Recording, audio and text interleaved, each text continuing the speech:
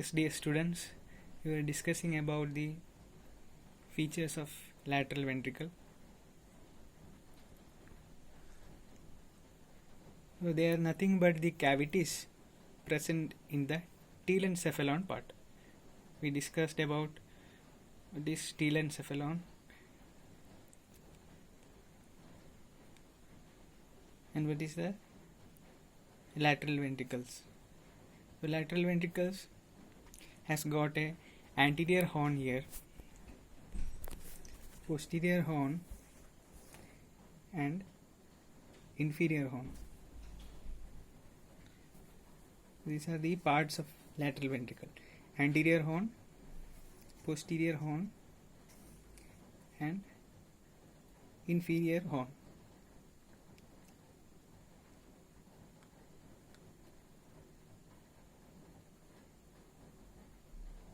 Is clear? So anterior horn feature, coming to the features of anterior horn.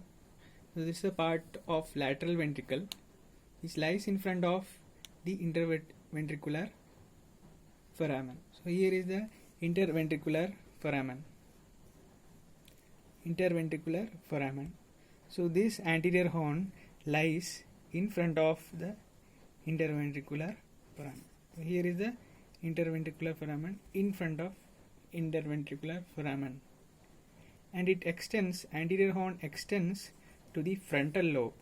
So this is the frontal lobe. This anterior lobe extends to the frontal lobe, starts in front of the interventricular foramen. It is directed forwards. How it is directed? See, it is directed forwards, laterally and downwards. Forwards, laterally and downwards it is. So anterior horn of lateral ventricle. So it starts from the interventricular foramen, in front of the interventricular foramen, and extends into the frontal lobe. Extends into the frontal lobe, directed forwards, laterally and downwards. So very clear here in the picture. It is very clear. First, the anterior horn of interventricular, anterior horn of the lateral ventricle starts from the, lies in front of the interventricular foramen, and it is extending into the frontal lobe, directed forwards. So this is the anterior part, right? So directed forwards, laterally and downwards. And moreover, it is triangular in cross section. See the anterior horn. So how it is triangular in shape, triangular in cross section. So clear in the diagram, it is triangular in cross section.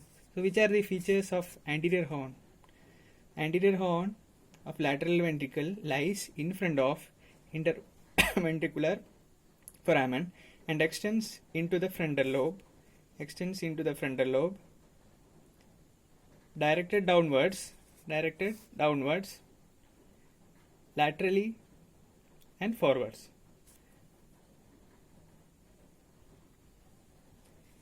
And in cross section it is triangular in shape. Anterior horn is triangular in shape. So coming to the boundaries, the boundaries here are related to the corpus callosum. Above there is corpus callosum. Anteriorly it is related to the posterior surface of genu and rostrum of corpus callosum. So genu means the anteriormost part of the corpus callosum.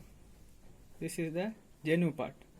Anteriorly this is bounded by the posterior surface of genu, and rostrum of corpus callosum is the anterior-inferior projection part of the corpus callosum. So here the rostrum of corpus callosum is also bounded anteriorly here. So it comes like this way. the which part, the rostrum part of the corpus callosum. Genu is the anteriormost part. So here there is a inferior projection to the inferior side of the corpus callosum, that is called as rostrum part of the corpus callosum. The anterior boundaries are very clear. The posterior surface of genu and rostrum of corpus callosum. Posterior surface of genu and rostrum of the corpus callosum is the anterior boundary of anterior horn of the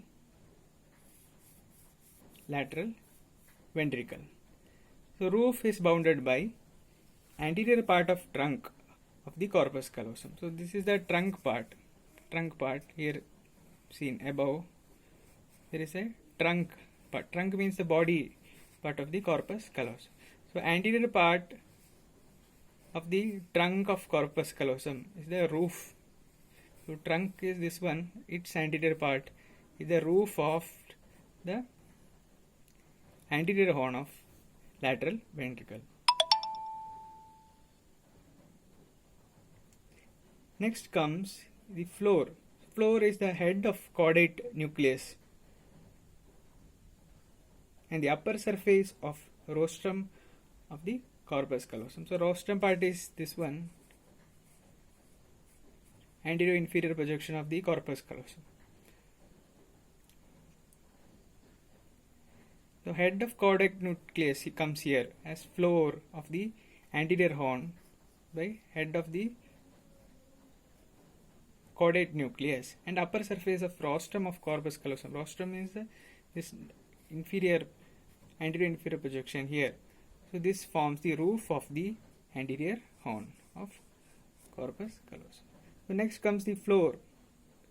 The floor we already discussed, yes. The caudate nucleus and the rostrum of corpus callosum. Medial there is septum pellucidum and column of fornix. So medially there will be septum pellucidum in between the two lateral ventricles, left and right. Right. So this is the cross section. Lateral ventricle seen in the coronal section. You see here. So this one is having in between the two left and right. So there is the septum pellucidum part, septum pellucidum. So in between the this is coronal section, it is shown. So medially bounded by septum pellucidum and column of fornix. The fornix are the C-shaped bundles of fibers seen in the area. See, this is the fornix part, column of fornix part, and the septum pellucidum in the medially seen part as in between the lateral ventricles, left and right. Next is the posterior horn, feature of the posterior horn. You see the diagram, it is clear. This is the posterior horn marked here, the posterior projection of our lateral ventricle. This is the part of lateral ventricle which lies behind the splenium. So this is the splenium part of corpus callosum, splenium here, the posterior part of the C-shaped lateral ventricle, which lies behind the splenium. So here behind the splenium, this is the posterior aspect. The posterior aspect of splenium lies behind the splenium, is the posterior horn. Lies behind the splenium is the posterior horn. The splenium part of the corpus callosum extends into the occipital lobe. So where it is projected to the occipital lobe of the brain. So occipital lobe of the brain. So it is variable in size and may be absent also. It is directed backwards and medially. It is in the central axis. Each one posterior horn of the lateral ventricle is seen in the central axis, directed backwards posteriorly and medially. So it is directed backwards and medially. So this is the arrangement of posterior horn or cornu of the lateral ventricle. So which are the boundaries of posterior horn? So posterior horn is bounded, floor and medial wall of the posterior horn is bounded by bulb of the posterior horn, which is raised by the forceps major. So forceps major is the floor and medial wall. Floor of and medial wall. Forceps major means it is a U-shaped fiber of the corpus callosum along the splenium. So here the U-shaped structure fibers of corpus callosum along the splenium part. This splenium posterior part of corpus callosum is the floor and medial wall of the posterior horn. So as the next point is given, calcar avis is the raised part which is raised by the anterior part of calcarine sulcus. So calcar avis means is a shrinkage part. Calcar avis is the shrinkage part, whereas the anterior part raised by the anterior part of calcarine sulcus. So calcarine sulcus means it is a sulcus, a depressed part, whereas calcarine avis is a raised part. So it forms the floor and medial wall of the lateral ventricle. Which part? Posterior horn of the lateral ventricle. So posterior horn here, so it is bounded in the floor and medial wall by which all structures.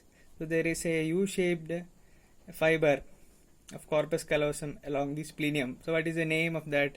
Forceps major. Forceps major is the name of that. And calcar avis means a shrinkage of the anterior part of the, by the anterior part there is a calcarine sulcus, a depressed area. So calcar avis is the shrinkage area, and by the anterior there is a calcarine sulcus. So two parts are there, so calcarine avis and calcarine sulcus. So these are the floor and medial wall. Then comes the roof and lateral wall. So roof here is roof of the posterior horn is bounded by a structure called as tapetum. So tapetum means the roof of the lateral side of the corpus callosum. The lateral side of the roof on the lateral side of the corpus callosum is called as tapetum part. So what is meant by tapetum? You should remember it's a roof on the lateral side of corpus callosum. It's also called as tapetum part. So roof and lateral wall of the posterior horn is the tapetum structure. So next is the largest among the three horns of lateral ventricle. So which is that one? Inferior horn is the largest among the three. Largest horn of the lateral ventricle.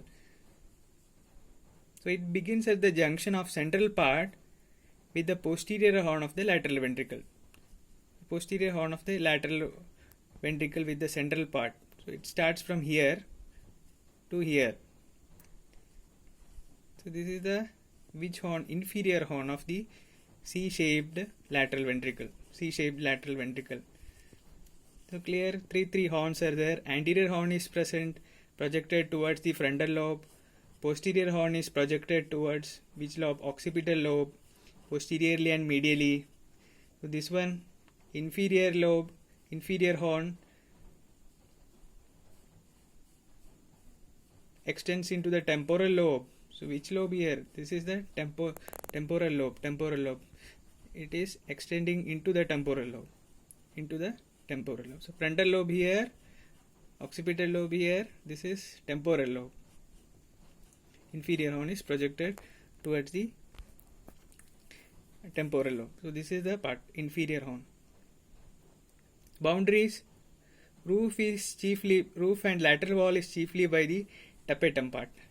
So tapetum means the lateral side of the corpus callosum. The lateral side of the corpus callosum part is the tapetum, chiefly by the tapetum. Roof and lateral wall of the inferior horn of lateral ventricle is bounded chiefly by the tapetum, and tail of caudate nucleus, stria terminalis and amygdaloid body.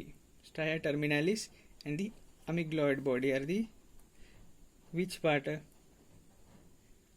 The roof and lateral wall is having these many structures. First is the tapetum part. Tapetum part is here. Then comes the tail of the caudate nucleus. Caudate nucleus part is here. Caudate nucleus. Tail of the caudate nucleus. Then stria terminalis and amygdaloid body.